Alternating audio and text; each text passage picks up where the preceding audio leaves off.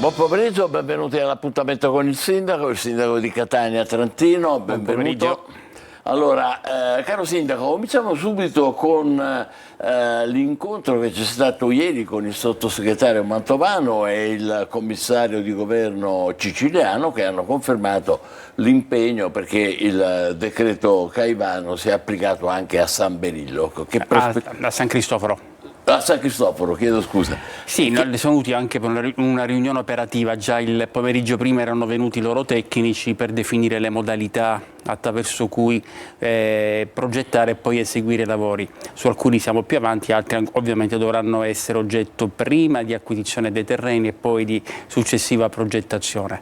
Devo dire che stiamo andando avanti con una certa celerità, anche perché essendo lavori commissariali per fortuna c'è una deroga rispetto alle autorizzazioni e quindi dovremmo andare più veloci. Ma è stato un forte segnale quello della presenza del sottosegretario Mantovano. Per essere sottosegretario alla Presidenza del Consiglio è un'ulteriore dimostrazione e segnale di interesse del governo verso la nostra città. Ovviamente la filosofia che ispira questo genere di interventi è: non possiamo realizzare tutto quello che vorremmo perché a San Cristoforo non basterebbero 1 miliardo di euro, abbiamo 20 milioni di euro, facciamo dei lavori che in qualche modo diano il pretesto, la scusa, l'occasione, i motivi ai residenti per investire loro sul quartiere. Possiamo accennarne qualcuno? Come? Possiamo accennarne qualcuno? Sì, assolutamente, sono noti a tutti quanti l'intervento di riqualificazione della via Playa, la realizzazione del nuovo plesso della Dusmedoria con annessa palestra sempre su via Playa. A quel punto il vecchio plesso diventerà un hub dei servizi sociali, dopodiché facciamo lavori di riqualificazione in via Gramignani dove c'è la scuola Ritatria Borsellino, facciamo Ritatria. E dopodiché facciamo i lavori di riqualificazione della piazza Pino Puglisi dove c'è via Barcellona, c'è la realizzazione di un'altra palestra dove ci sono le suore della Divina Provvidenza, se non ricordo male, sul retro di via della Concordia. Insomma, tutta una serie di cose che speriamo diano appunto qualche ragione in più per i residenti per scommettersi, e soprattutto vogliamo dare un forte segnale della presenza dello Stato, perché sappiamo che la criminalità organizzata prospera dove avverte un'assenza delle istituzioni. Molto bene, andiamo avanti. Lei ha parlato con il ministro Piantedosi per una telefonata a proposito dell'arrivo dei militari a Catania. Che novità ci sono? Non c'è nessuna novità, nel senso che abbiamo seguito il canale istituzionale che ci aveva chiesto il ministro Piantedosi, abbiamo mandato la lettera al prefetto, il prefetto la trasmetterà al Viminale e ora dobbiamo attendere. C'è da dire che rispetto alla telefonata che mi ha fatto il ministro Piantedosi mercoledì scorso è stato, la novità, che già mi aveva detto che il problema è la carenza di organico anche all'interno dell'esercito, la novità negativa è il conflitto che si è esteso anche fra Israele e Iran, che evidentemente comporta delle scelte anche di maggiore attenzione dell'esercito rispetto ad alcuni luoghi più sensibili. Dico sempre, però mi piace questo ribadirlo, l'esercito non è la soluzione. L'esercito può essere certamente un palliativo per aiutare i catanesi nella loro percezione, nel modificare la loro percezione. Soprattutto sulla sicurezza. Esatto. Diciamo. Però questo lo dico perché in ogni caso il ministro Piantedosi si è in ogni caso impegnato a mandarci più unità di Polizia di Stato, proprio perché quelli hanno una maggiore efficacia di intervento rispetto a situazioni che si possono compiere. Anche se per quello che abbiamo potuto verificare in questi ultimi giorni, laddove ci sono stati ulteriori episodi di aggressione o reati predatori, devo dire che la polizia è sempre intervenuta, le forze dell'ordine sono sempre intervenute e hanno poi proceduto all'arresto di chi ha compiuto questi atti.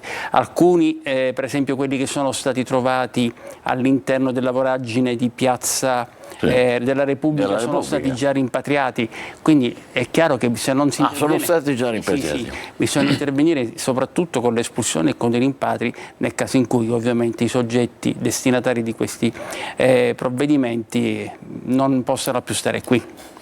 Estate alle porte, anche se in ritardo rispetto al passato, si avvicina il momento dell'apertura delle spiagge libere, Solarium di Onnina, la passerella per disabili di San Giovanni di Cuti. L'inaugurazione dovrebbe avvenire sabato 21. Perché questo ritardo? Ma guardi, io mi fido ciecamente dell'assessore Guzzardi, che l'anno scorso forse ci ha abituato bene, nel senso che abbiamo inaugurato molto in anticipo, ma questa è la tempistica che ha sempre seguito il Comune di Catania, anzi nel 2016 sotto altra amministrazione i solari sono stati aperti mi pare il 17 luglio. Addirittura? Sì. Quindi ci sono sempre poi dei tempi che non sono controllabili da noi. Su alcune attività accessorie, il DURC per i lavoratori, quel genere di collaudo che non dobbiamo fare noi, quindi queste comportano sempre qualche lieve flessione rispetto ai tempi che ci siamo programmati, ma mi diceva poco fa che dovremmo confermare l'apertura per sabato. Quindi non ci sono, diciamo, ostacoli da questo punto di vista. Tra poco vedremo anche le immagini ai servizi. Allora, il servizio dell'immancabile Tonino De Mana.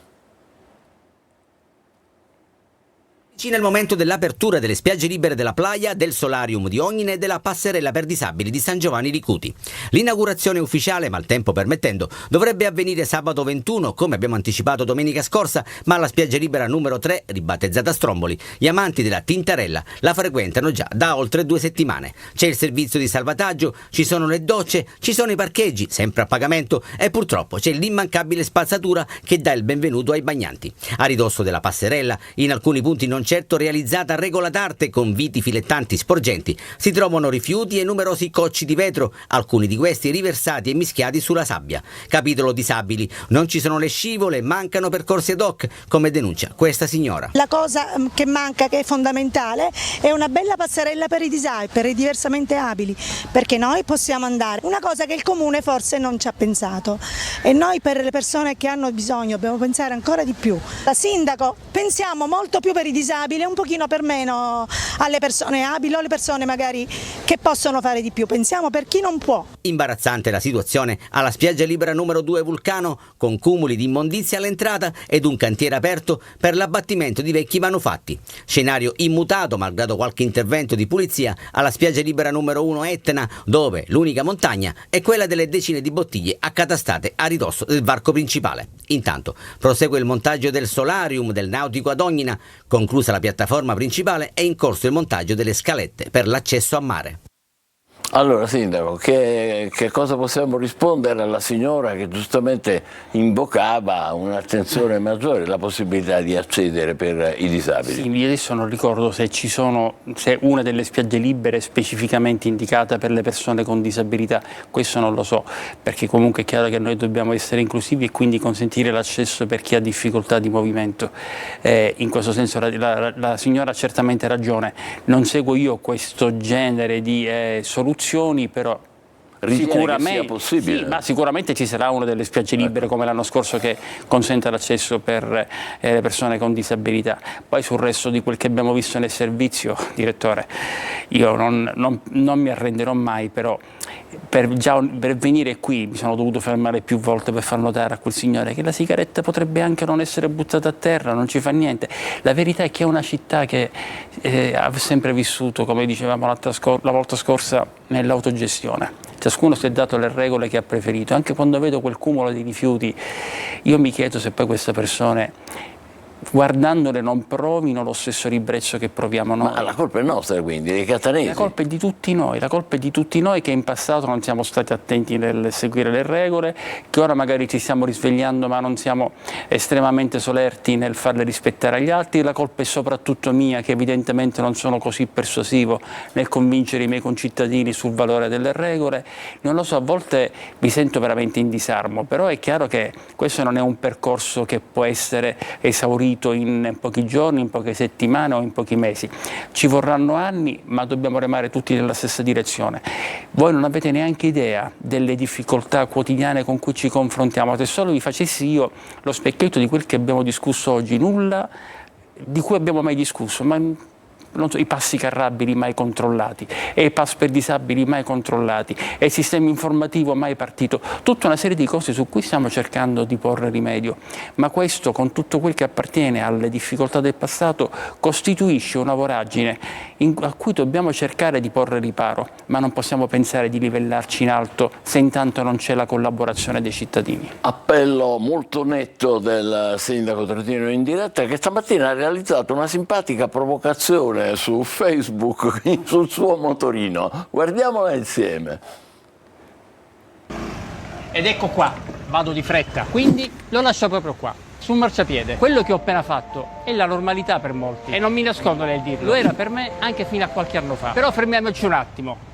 Ragioniamo. Tutti questi motocicli su marciapiede sicuramente ci hanno fatto risparmiare secondi preziosi, ma a che costo? Pensiamo un attimo alle difficoltà per i pedoni, magari anche a chi ha difficoltà motorie, con carrozzine o altro. Stesso discorso vale anche per le auto. Queste sono scivole per chi ha mobilità ridotta, se non qui sulla piazza, dove bisogna parcheggiare i due ruote. Qui sono stati parcheggiati e a pochi centimetri ci sono gli stalli per gli scooter. Ci sono in città diversi stalli come questi, adibiti proprio alla sosta degli scooter, e ne stiamo mettendo ancora di più. Basta fare attenzione al cartello. E se c'è il segno delle due ruote, naturalmente non mettiamo le macchine o le minicar. Dobbiamo sforzarci tutti di mostrare un maggior rispetto per la città, anche per renderla più vivibile. Per noi sono pochi secondi, ma per qualcun altro può essere un ostacolo.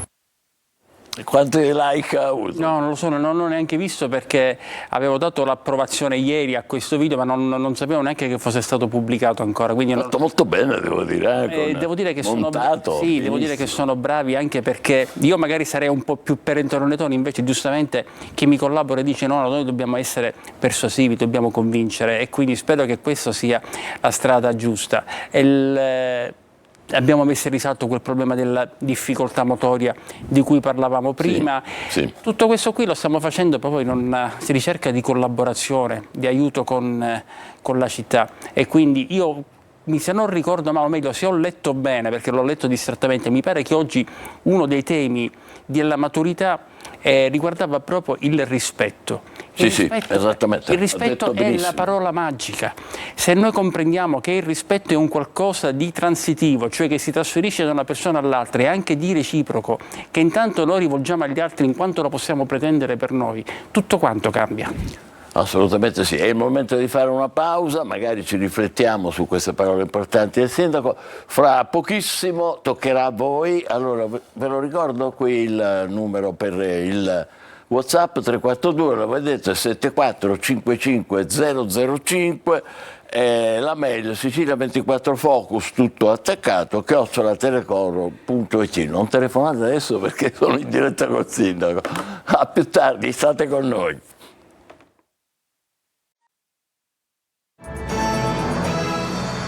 Eccoci di nuovo in diretta con il sindaco di Catania Trentino, è pronto a rispondere alle vostre domande, alle vostre osservazioni. Vediamo se ci sono già i messaggi. 342 74 55 005. Buongiorno signor sindaco, si può ripristinare il cartello della fontana Acqua Lenzuolo? Grazie Agati, questo l'ho messo in italiano, Acqua Lenzuolo.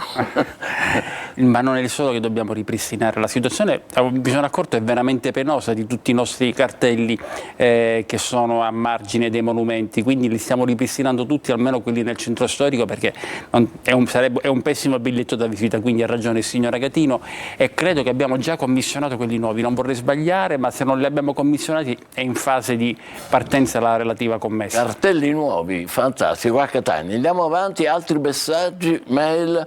E come avere lo sforzo di legalità, ma la spocchia dei lavaveti e dei posteggiatori trova sostegno da una carenza legislativa data la favorevole congiunzione astrale, dice, fra governo nazionale e locale. Bisogna intervenire ora e subito, grazie. Probabilmente si riferisce ovviamente al Corso Sicilia. Sì, no, ma ha assolutamente ragione. Ora, il fatto che vi sia questa congiunzione astrale concordo, tant'è vero, ma l'ho detto mi pare l'altra volta, che nel dossier che ho presentato al Presidente Meloni ci sono anche alcune proposte di riforma normativa, quali quelle appunto di un inasprimento delle sanzioni per i parcheggiatori abusivi, che per ora sono puniti ai sensi del codice della strada con una sanzione amministrativa che ovviamente non ha efficacia dissuasiva, anche perché nessuno di loro la paga mai.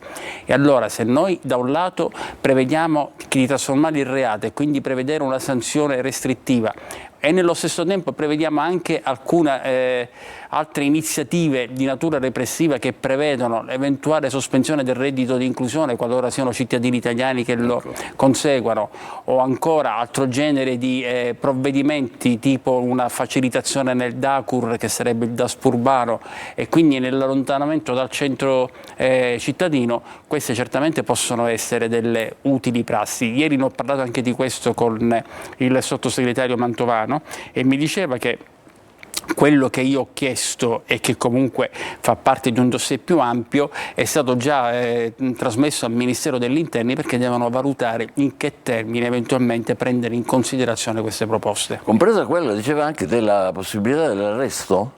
Certo, nei momenti in cui noi siamo, nel caso della richiesta del parcheggiatore abusivo, siamo in una situazione limite, una situazione molesta che effettivamente potrebbe essere commisurata, vedere commisurata come sanzione una pena pecuniaria. Il problema è che molte volte sottintende una sorta di estorsione implicita, perché la gente dà quei soldi temendo che vi sia il danno alla macchina, che molte volte c'è quando poi i soldi non si danno.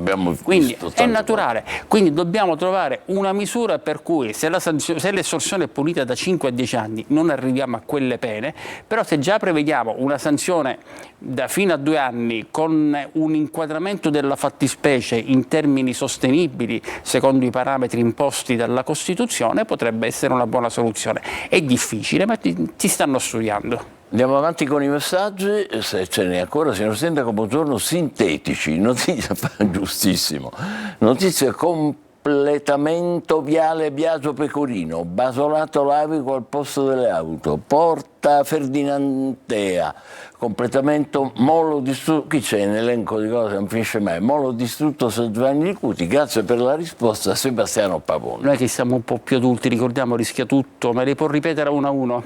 È vero, allora, era così. E allora l'hanno già tolto, però vado a memoria. Per quanto riguarda il completamento di viale Biagio Pecorino, non so a che punto sia. Era una cosa peraltro in cui io mi ero impegnato quando ero assessore, ma in questo momento non è nella programmazione attuale. Per quanto riguarda perché ci sono già tante altre cose, questo non l'abbiamo potuto mettere perché ha una minore urgenza. È importante perché unirebbe Montepo all'ospedale San Marco, ma in questo momento non l'abbiamo ancora potuto mettere, ma sarà presto oggetto di prossimo finanziamento. Per quanto riguarda Porta Ferdinandea, la realizzazione non so se è previsto il Basolato Lavico, comunque l'eliminazione delle macchine, il progetto esecutivo dobbiamo semplicemente, credo, materialmente trovare la linea di finanziamento, se l'abbiamo già trovata, portarla in gara, ma comunque ci siamo. E per quanto riguarda la terza cosa, vediamo cos'era, riusciamo a rimettere quel messaggio un momento ancora, solo un attimo, eccolo qua. Il molo di San Giovanni Licuti. Per questo noi aspettiamo che sia perché è la regione che deve autorizzare il demanio, non è un'opera comunale. Però mi pare che mi hanno detto, che mi diceva proprio l'assessore Guzzardi, che è stato già finanziato, se non ricordo male, quindi dovrebbero prevedere al consolidamento del molo, perché diventa anche un'opera strutturale importante per motivi di salvaguardia del porto, delle barche che sono all'interno. Mi immagino fra poco, lo verificherò. Beh, le risposte ci sono state tutte e tre. Vediamo ancora messaggi vostri. Buongiorno, volevo segnalare che nell'ultimo tratto di via Cavaliere, zona delegazione comunale, è stata tolta l'illuminazione. Verrà ripristinata? Grazie.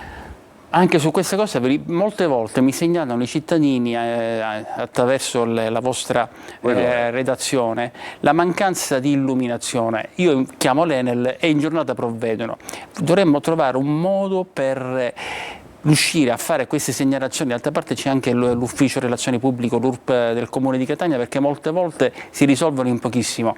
Io adesso verificherò, appena usciamo, chiedo solo di là in redazione se mi possono ricordare via Cavaliere, così mando subito il Potremmo fare un messaggio. numero verde con l'Enel a questo punto. Infatti, anche perché devo dire che sono molto efficienti nel dare Proprio risposte. alla luce di quello che dice lei, alla luce poi. Eccoci qua, vediamo un po'. Buongiorno signor Sindaco, per favore può riaprire la rampa di via Caronda che va sulla circonvallazione? Questa è una cosa che spesso chiede anche la terza municipalità e abbiamo dimostrato che non si può fare, perché nel momento in cui lo facciamo sicuramente agevoliamo le esigenze di quelli che devono immettersi sulla circonvallazione da via Caronda, ma creiamo un forte problema di traffico, perché tutto quanto quel che attiene all'impatto sulla viabilità oramai si studia con dei modelli matematici, per cui l'università ha verificato che la riapertura di via Caronda determinerebbe un ulteriore imbuto rispetto al traffico che già è importante da quando non esiste più il ponte di Tondo Gioeni. Quindi rischieremmo di mettere una pezza molto peggio del buco, anche perché hanno creato quel sistema diversivo che, mi rendo conto, è un po' più complicato. Bisogna arrivare Piazza Aldomoro e fare il sottopassaggio, adesso non ricordo bene la via, per rimettersi sulla circonvallazione, ma ha un senso proprio perché questa fu una scelta imposta dagli errori compiuti nel passato da chi volle eliminare quel ponte a Tondo Gioeni, di fatto creato già una condizione di difficile gestibilità veicolare, una forte congestione che andremmo ad aumentare in modo esponenziale se aprissimo quel tratto di via Caronda. Quindi lei lo considera un errore, lo conferma, quello dell'eliminazione del... No, non un errore, una sciagura, una follia. Secondo lei è irreparabile da questo punto di vista? Dovremmo costruire di nuovo il ponte, dovremmo fare il sottopassaggio di nuovo, non si può fare Non più. si può fare nulla, perché spesso sento amici tassisti lamentarsi Certo. tutte le volte che passano lì. Vediamo ancora altri messaggi. Buongiorno Sindaco, i controlli di polizia ed esercito sono decisamente più utili dalle ore 1 di notte alle 4 del mattino, in questo intervallo che ci sono i maggiori disordini in città. Ma ne sono consapevole, ma soprattutto ne sono consapevoli i dirigenti di polizia che effettuano la distribuzione nei turni di servizio. Ma tant'è vero, come dicevo prima, che comunque poi si interviene sempre tempestivamente. E vi ricordate la rissa che ci fu in quel locale in via Garibaldi, anche mandato in onda in questa rete, fra più persone a l'1 di notte? Come no? Benissimo, quel locale è stato chiuso. Sì. Quindi abbiamo raccontato anche questo. L'abbiamo chiuso per 15 giorni, quindi poi alla fine gli interventi ci sono. A livello preventivo è impossibile stare in tutta la città allo stesso posto, perché poi le forze sono queste, ma non a Catania, dappertutto abbiamo una forte penuria di personale e quindi ne dobbiamo prendere atto, e nello stesso tempo, con una formula abusata, si dice fare il pane con la farina di cui disponiamo. E devo dire che comunque, vedete, io prima ho fatto riferimento alla percezione dello stato di insicurezza. Sì. Non l'ho mai detto, ma l'ho voluto verificare anche prima di venire. Se lei ricorda, all'inizio del mio mandato si faceva tanto riferimento a una classifica di un certo portale che dava Catania come la terza città più insicura d'Europa per percezione. Ho voluto verificare oggi a che punto fossimo in questa classifica. Siamo, mi pare, al 45° posto, ma prima di noi ci sono Torino, Bologna, Roma, Milano, insomma Napoli. Cioè più insicure di... Sì, molto più insicure come percezione, come che poi la percezione non è la realtà, questo è un fenomeno da studiare con interesse. Siamo capiti, Quindi, certo. perché basta alimentare certe notizie, ecco perché quando mi dicono perché te la prendi con quei siti, quando tu fai pubblicità negativa, quando tu esponi una certa narrazione, alla fine non fai altro che accrescere un sentimento di preoccupazione che costituisce la percezione. La percezione, eccola qua. Andiamo avanti ancora, abbiamo tempo per altri messaggi. Vogliamo i nuovi 100 vigili, ne abbiamo parlato tante volte qua. Ma credo che sia sempre la stessa fonte, a questo punto devo pensare, che ogni volta mi vuole ricordare. Guarda, allora, non so se è la stessa fonte o se sono altri fra coloro i quali devono essere assunti. Il primo che vi vuole sono io, perché, scusate se mi esprimo in questi termini brutali, servite innanzitutto all'amministrazione e alla città. Quindi abbiamo sempre detto che dobbiamo approvare il rendiconto, l'approvazione del rendiconto non è uno strumento facilissimo, però dovremmo farcela a farlo a luglio. Oh, questo è importante. Luglio vuol dire Un mese? Fine luglio, Fine luglio. Grazie Sindaco, vediamo ancora, c'è tempo per un messaggio? Ditemi dalla regia. Signor Sindaco, ma non può pensare a tutto lei, ma degli addetti che bisogna segnalano i problemi, cioè come è fatto il suo staff in sostanza, vuole sapere? No, il mio staff è estremamente solerte, dinamico, però siamo, adesso dico numeri a caso, siamo 10 quando dovremmo essere 100. Faccio un esempio, altro sindaco nel passato disponeva di uno staff di segreteria mi pare di 14-16 persone come proprie segretarie. Io ho 2 persone nello staff e fanno già i miracoli. Quindi, questo perché? Perché lei è più bravo o perché ci sono meno soldi? No, perché vede, il problema dei meno soldi è un qualcosa che deve essere guardato. Se avessimo tempo spiegherei dal 97 in poi cosa è successo col patto di stabilità, che ha comportato una forte riduzione delle spese perché dobbiamo ridurre il deficit e quindi il rapporto debito pubblico prodotto interno lordo. Tutto questo ha inciso sulla capacità di spesa dello Stato italiano, che ha andato sempre più a contrarre i trasferimenti agli enti territoriali. Prima si facevano spese pazze, adesso hanno chiuso i rubinetti e non possiamo neanche assumere personale. Uno dei veri atti rivoluzionari di questa amministrazione, già cominciata con la precedente amministrazione, è che abbiamo cominciato le assunzioni. Abbiamo già cominciato ad assumere persone, stiamo ringiovanendo, ma siamo tanto lontani da quegli standard di efficienza che ci potrebbero consentire di essere più reattivi. Purtroppo ha ragione questo signore, fa tutto lei. No, non lo voglio dire perché poi non i suoi collaboratori se la prendono. No, non se la prendono perché anzi mi dicono per favore dosa di più le tue forze. Però qualcuno lo deve fare. Ultimo messaggio, grazie, vediamo se arriva. Buonasera, signor Sindaco, mi scusi, ma tutte le spiagge devono essere adattate ai disabili e non qualche spiaggia come dicevamo poco fa. Tutto deve essere inclusivo, grazie per la risposta. È giustissimo, però se già le concessioni sono state date in passato, io credo che non si possa intervenire sulla concessione e quindi costringere il titolare della concessione a modificare lo stabilimento balneare per i soggetti, quindi per le persone. Figlio, diciamo, di una concessione un po' vecchia. Penso di sì, però non lo so se effettivamente la gran parte di stabilimenti già non consentono l'accesso per le persone con disabilità. Non ho questo dato, quindi sarei assolutamente parziale. Un'indagine, è un'idea. Comunque intanto ci fermiamo qui, ringraziamo molto il Sindaco di Catania per essere stato con noi. Serantino, ci sarà mercoledì prossimo? Sì, se tutto va bene, sì. Bene, ci saremo anche noi e ci sarete anche voi. Buon pomeriggio. E buon pomeriggio.